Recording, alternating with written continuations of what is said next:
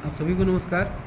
आज भारत के महान शासकों पर केंद्रित श्रृंखला में अकबर पर अंतिम वीडियो बनाने जा रहा हूं। तो अकबर के प्रशासन पर बात कमोबेश हो चुकी है, थोड़ी बहुत इसमें भी होगी। अकबर के आर्थिक नीतियों पर या आर्थिक प्रशासन कहिए, इस पर चर्चा से प्रारंभ करता हूं। अकबर के प्रशासन में ग्राम भू राजस्व की प्राथमिक इकाई बने रहे। प्रारंभिक असफल या कम सफल प्रयोगों के बाद टोडरमल द्वारा दहसाला प्रणाली लागू की गई, जिससे राजस्व संग्रहण में वृद्धि हुई और प्रक्रिया भी आसान हुई। ऐसा माना जाता है कि अकबर ने अधिक से अधिक भूमि जोतने और अधिक उत्पादन वाली फसलों को बोने जैसी प्रवृत्तियों को प्रोत्साहित किया।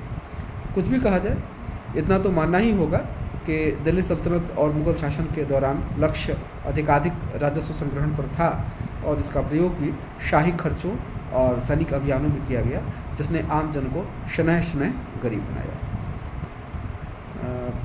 ब्रिटिश प्रशासन की नीतियों ने भारत को एक झटके में या यूँ कहिए कि 50 से 100 सालों में बहुत गरीब बना दिया। लेकिन यदि आप एक झटके में गरीब नहीं भी करेंगे, तो यदि आपकी प्रवृत्ति भू राजस्व या कर लेकर के और उसका व्यक्तिगत या एक खास समूह की परवरिश करने के लिए या खास समूह की विलासी प्रवृत्तियों को बुझाने के लिए आप यदि उसका प्रयोग करेंगे, तो इस प्रकार की चीज़ें होंगी। अकबर का प्रशासन कल्याणकारी तो नहीं ही कहा जा सकता है, यानी अकबर के प्रशासन को कल्याणकारी तो नहीं ही कहा जा सकता है। अलाउद्दीन खिलजी की बाजार नियंत्रण नीति सैनिकों और प्रशासन की भलाई हेतु थी, उसी प्रकार अकबर का भू राजस्व प्रशासन आम जन हेतु कंसर्न तो नहीं है। अकबर की मनसबदारी व्यवस्था को एक बड़ी सफलता कहा जाता है। मनसबदारों की 33 श्रेणियां थीं। मुगल मनसबदार उस समय विश्व में सर्वाधिक वेतन पाने वाले सैनिक कमांडर या नौकरशाह थे। इसने खजाने पर दबाव डाला और जनता की क्रमिक गरीबी को बढ़ावा दिया। अकबर ने शुरुआती 15-20 सालों के बाद धार्मिक रूप से सहिष्णुता दिखाने की कोशिश की।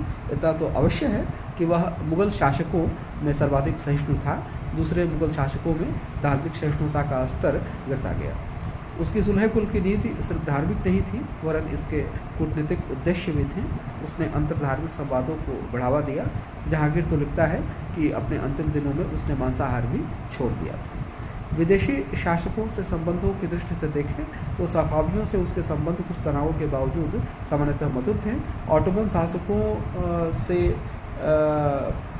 जो उसके संबंध